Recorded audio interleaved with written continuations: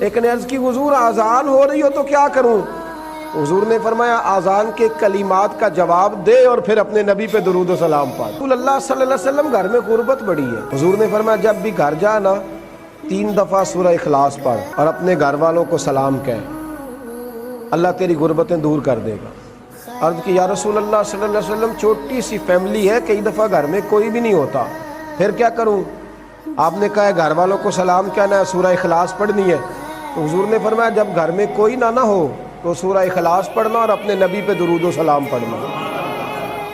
وہ صحابی کہتے ہیں میں نے اتنا عمل پکایا، کچھ مہینوں کے بعد وہ آئے اور عرض کرنے لگے یا رسول اللہ صلی اللہ علیہ وسلم کمال یہ ہے کہ درود و سلام کی برکت سے میں تو امیر ہوا ہی ہوں، میرے پڑوسی بھی امیر ہو گئے، دائیں بائیں والے لوگوں پہ بھی اللہ نے کرم فرمایا۔ درود شریف ایک ایسا وظیفہ ہے۔